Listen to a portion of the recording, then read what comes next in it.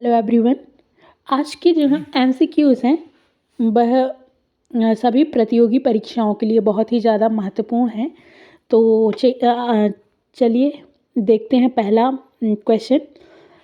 निम्नलिखित में से कौन सा दुनिया का सबसे बड़ा द्वीप समूह है? तो इसके ऑप्शन देख लेते हैं। मलेशिया, दमन व दीप, इंडोनेशिया और इनमें से कोई नहीं। तो इसका जो आंसर है वह है इंडोनेशिया। इंडोनेशिया। अब आइए जानते हैं द्वीप समूह क्या कहलाते हैं। तो द्वीप समूह को बोलते हैं आइलैंड। क्या बोलते हैं? आइलैंड। और ये जो आइलैंड होते हैं वो क्या कहलाते हैं कि किसी भी समुद्र के बीचों बीच जो एक चट्टानी भाग होता है जहाँ पर मनुष्य रहते हैं और लिविंग ह्यूमन बीइंग होता है, वह आइलैंड कहलाता है। इंडोनेशिया के बारे में जानते हैं।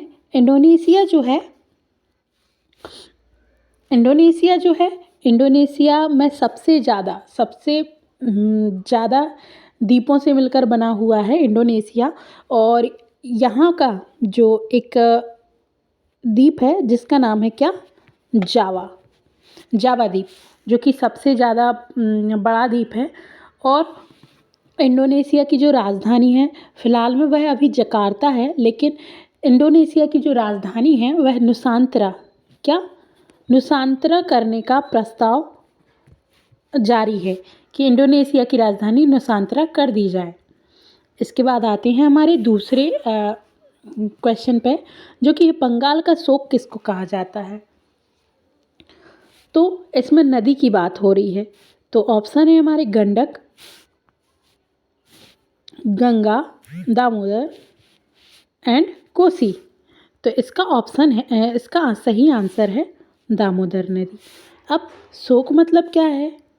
शोक मतलब क्या? शोक मतलब कि जहाँ पर कोई नदी या फिर किसी की वजह से कुछ दुर्घटना हो रही हो या फिर बुरा हो रहा हो, उसको हम बोलेंगे शोक। तो जो बंगाल का शोक के नाम से जाना जाता है दामोदर नदी को। और साथ ही बिहार का शोक किस नदी को कहा जाता है? तो बिहार का शोक कहा जाता है किसको? कोसी नदी को। बिहार का शोक किसको कहा जाता है?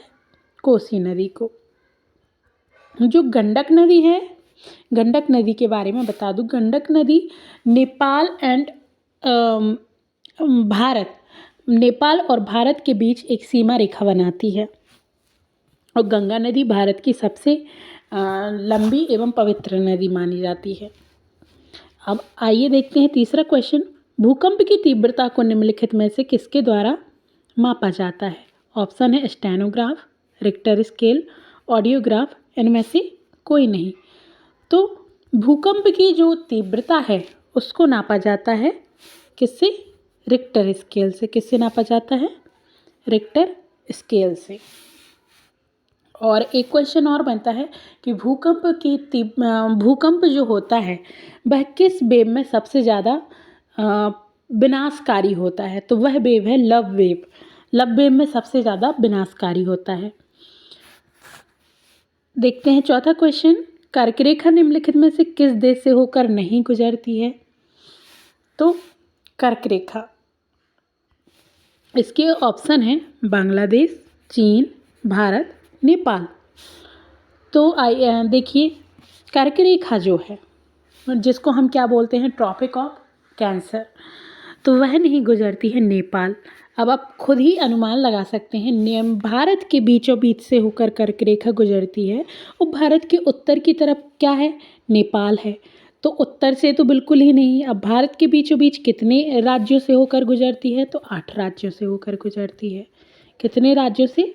8 राज्यों से। इसकी एक ट्रिक भी है। क्या है? मित्र पर गमछा झार। अब इससे क्या होता है? मित्र पर गमछा झार से बनता है हमारा कौन कौन सा? मिजोरम, त्रिपुरा, मिजोरम, त्रिपुरा।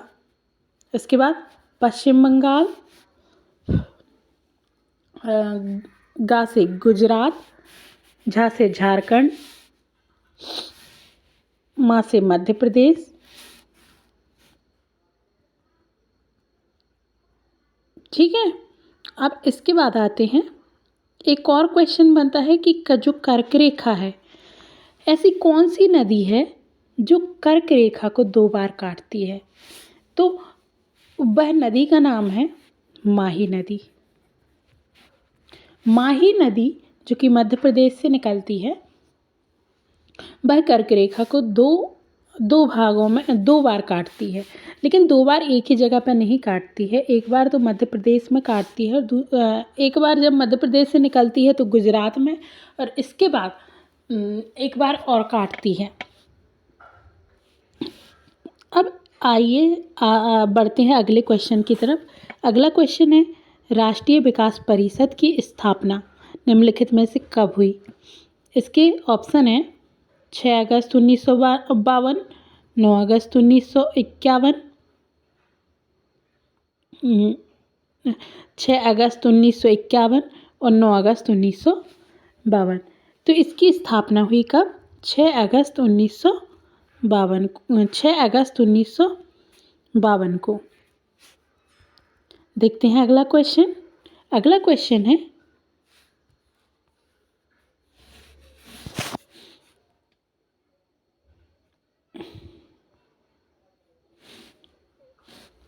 शुष्क वन अनुसंधान संस्थान निम्नलिखित में से कहाँ स्थित है?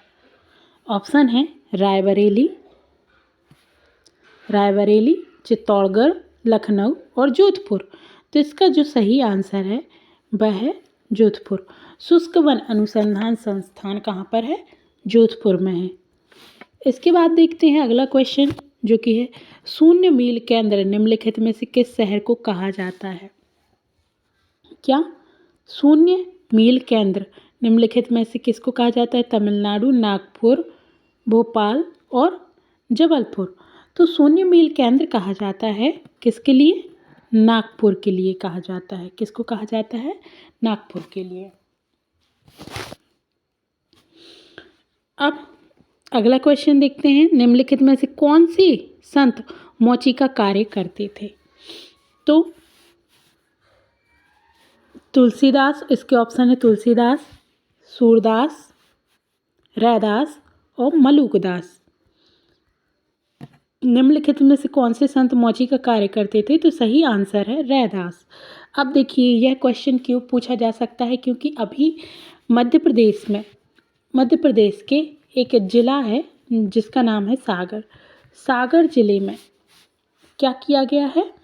संत रविदास जी का बहुत ही भव्य मंदिर का शिलान्यास किया गया है। और किसके द्वारा किया गया है? तो वह हमारे माननीय प्रधानमंत्री श्री नरेंद्र मोदी जी के द्वारा किया गया है। इसलिए यह क्वेश्चन काफ़ी इम्पोर्टेंट हो जाता है। अब आते हैं अगले क्वेश्चन पर। भारत में वाणिज्यिक बैंकों की उनकी उत्कृष्टता पर कितना खर्चा करना होता है? तो ऑप्शन है 25%, 30%, 40% और 45%। तो उनकी उत्कृष्टता पर हमेशा कितना खर्चा करना होता है? 40%। देखते हैं अगला क्वेश्चन। अगला क्वेश्चन है, भारत में फैक्ट्रीज ऑफ क्रेडिट किसे कहा जाता है? तो फैक्ट्रीज ऑफ क्रेडिट किसे कहते हैं? एनजीओज को, क्षेत्रीय ग्रामीण बैंकों को, वाणिज्यिक बैंक को, इनमें से कोई नहीं। तो इसका सही आंसर है वाणिज्यिक बैंकों को क्षेत्रीय फैक्ट्रीज कहा जाता है। अब आइए देखते हैं अगला क्वेश्चन। अगला क्वेश्चन है, न्यूगल ट्रम किस देश की मुद्रा है? नेपाल, भूटान, पाकिस्तान, चीन। तो न्यूगल जो ट्रम मुद्रा है वह है भूटान की मुद्रा। और भूटान की राजधानी क्या है? तो भूटान की राजधानी है थिम्पू। भूटान की राजधानी क्या है? थिम्पू है। नेपाल में क्या चलता है? रुपया चलता है नेपाल में। पाकिस्तान में भी क्या चलता है? रुपया चलता है। चीन में क्या चलता है? तो चीन में चलते हैं आरएनबी।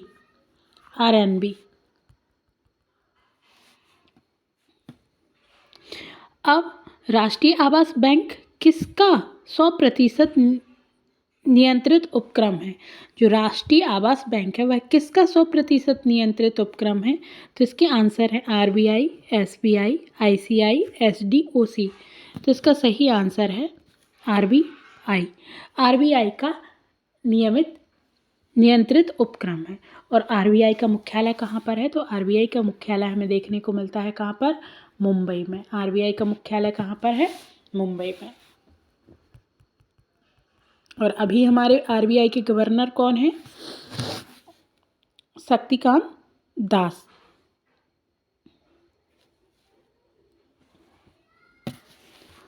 अब आइए देखते हैं अगला क्वेश्चन। अगला क्वेश्चन है,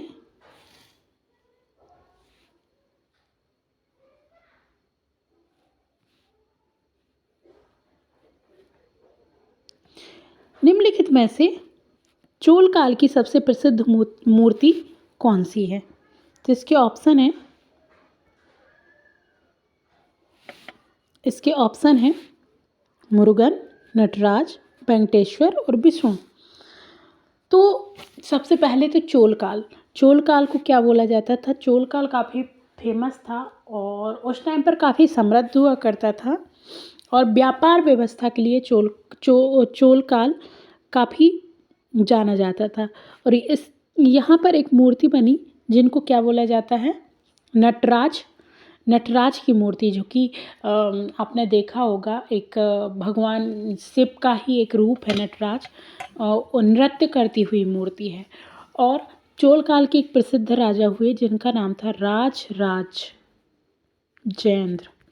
राजराजेंद्र प्रथम, जो कि बहुत ही फेमस हुए। इसके बाद वर्ल्ड ग्रीन सिटी अवार्ड निम्नलिखित में से किसको मिला? तो वर्ल्ड ग्रीन सिटी अवार्ड मिला था यह हैदराबाद को। किसको मिला था? हैदराबाद को।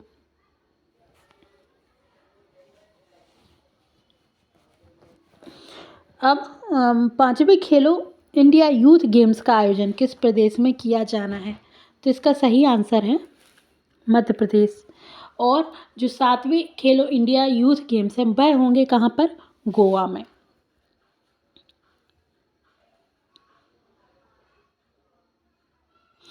इसके बाद आते हैं हम अगले क्वेश्चन पर, जो कि है नालंदा विश्वविद्यालय की स्थापना निम्नलिखित में से किसके द्वारा की गई? नालंदा विश्वविद्यालय, हम सभी को मालूम है नालंदा विश्वविद्यालय कहाँ पर स्थित है?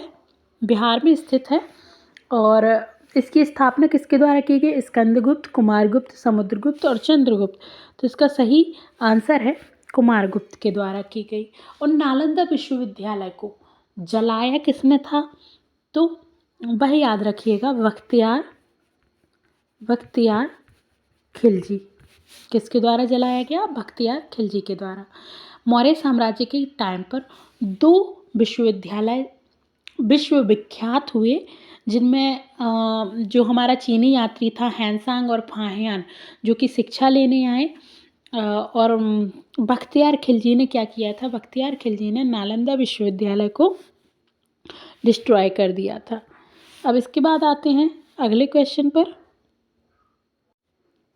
अगला क्वेश्चन है, निम्नलिखित में से कौन सा मिलान सही नहीं है? तक्षशिला, गांधार, विराटनगर, मत्स्य, सूरसेन, कौसाम्बी और अंग चंपा। तो ये इसमें क्या करना है? इसमें उसकी लोकेशन के हिसाब से मिलाना है। तो तक्षशिला कहाँ पर स्थित है? गांधार अभी अगर आप देखें गांधार की लोकेशन तो वह कहाँ पड़ती है? हमारा पाकिस्तान में पड़ती है। विराटनगर कहाँ? मत्स्य में। इसके बाद सूरसेन कहाँ? कौसाम्बी, जो कि आप बोल सकते हैं छत्तीसगढ़ और झारखंड के पास का हिस्सा है। और अंग चंपाई, जो कि छत्तीसगढ़ में ही आता था। अंग जो राज्य था उसकी राजधानी थी। तो इसका जो है सूरसेन जो है वह गलत है।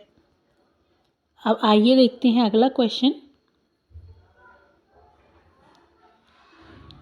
अशोक द्वारा तीसरी बौद्ध संगीति कहाँ आयोजित कराई गई? तो इसका ऑप्शन है मगध, कुंडलवन, राजगृह, पाटलिपुत्र। तो अशोक के द्वारा जो तीसरी बौद्ध संगीति आयोजित कराई गई वह कहाँ कराई गई? पाटलिपुत्र। और जो मगध की राजधानी भी क्या थी? पाटलिपुत्र थी। पाटलिपुत्र, जिसको अब वर्तमान किस नाम से जाना जाता है? पटना के नाम से जाना जाता है। और अशोक कहाँ का सम्राट था? तो मगध का सम्राट था। और अशोक के पिता का क्या नाम था? बिंबिसार। क्या नाम था? बिंबिसार। अशोक के पिता का नाम था बिंबिसार। चलिए देखते हैं अगला क्वेश्चन।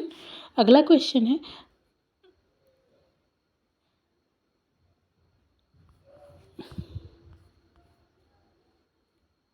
निम्नलिखित में से किस भटकते हुए तपस्वी के साथ बुद्ध ने तपस्या की थी?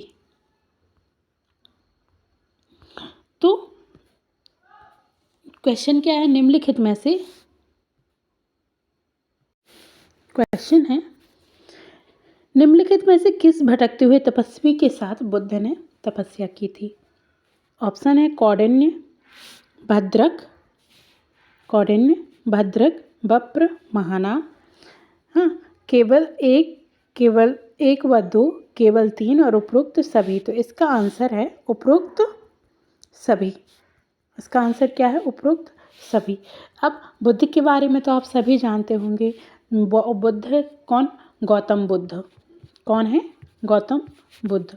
और गौतम बुद्ध जो थे बौद्ध धर्म के अनुयायी थे। और गौतम बुद्ध का बचपन का नाम क्या था? सिद्धार्थ नाम था। और एक छोटी सी कहानी फेमस है कि सिद्धार्थ जो थे वह बचपन से ही उनके पिता ने उनके लिए कभी भी कोई दुख या फिर कोई पीड़ा कष्ट नहीं देखने दिया। और जब सिद्धार्थ एक बार जा रहे थे तो उन्होंने लगातार 4 चीज़ें देखी, जो कि एक युवावस्था थी, उसके बाद बीमार व्यक्ति देखा, इसके बाद उन्होंने बूढ़ा व्यक्ति देखा और एक मृत व्यक्ति को देखा, और उसके बाद उन्होंने एक ऋषि मुनि को देखा। और इन सब चारों चीज़ों को देखकर उन्होंने क्या किया? राज परिवार छोड़कर संन्यास को धारण कर लिया। निम्नलिखित में से अगले क्वेश्चन की तरफ बढ़ते हैं। निम्नलिखित में से किसके द्वारा सर्वप्रथम सोने के सिक्के जारी किए गए? तो निम्नलिखित में से सर्वप्रथम जो सोने के सिक्के जारी किए गए वह किसके द्वारा किए गए? इंडो यूनानी के द्वारा। किनके? इंडो यूनानी, जिनको जो कि कहाँ से आए थे? मध्य एशिया से आए थे। अब इसमें एक क्वेश्चन और आता है। एक क्वेश्चन आया था चमड़े। देखिए, चमड़े के सिक्के किसने जारी किए? चमड़े के सिक्के जो जारी करने वाला जो व्यक्ति था, किस वंश में जारी हुए? तो मुगल में जारी हुए, मुगल वंश में। हुमायूं के बाद क्या हुआ? एक व्यक्ति, हुमायूं का जिसने हुमायूं के जीवन की रक्षा की थी, एक व्यक्ति ने, जो कि क्या था? नाविक था। तो उसके लिए एक दिन का राजा बनाया गया था और उसने क्या किया था? एक दिन के लिए उसने चमड़े के सिक्के चलाए थे। इसके बाद तांबे के सिक्के किसने चलाए? तो तांबे के सिक्के चलाए थे कुतुबुद्दीन ऐबक ने। तांबे के सिक्के किसने चलाए थे? कुतुबुद्दीन ऐबक ने। अब आते हैं अगले क्वेश्चन की तरफ। अगला क्वेश्चन है, निम्नलिखित में से प्रमुख भूमध्य रेखीय फसल कौन सी है? तो केला, रबड़, नारियल एंड ताड़। तो इसका सही आंसर है, प्रमुख जो भूमध्य रेखीय फसल है वह है केला। अगला क्वेश्चन देखते हैं, भारत का सबसे बड़ा कॉफी उत्पादक राज्य निम्नलिखित में से कौन सा है? ऑप्शन है तमिलनाडु, आंध्र प्रदेश, कर्नाटक, केरल। तो भारत का सबसे बड़ा कॉफ़ी उत्पादक राज्य कौन सा है? कर्नाटक है। कर्नाटक को कॉफ़ी का मग भी कहा जाता है, क्योंकि यहाँ पर सर्वाधिक कॉफ़ी का उत्पादन होता है। अब देखते हैं अगला क्वेश्चन।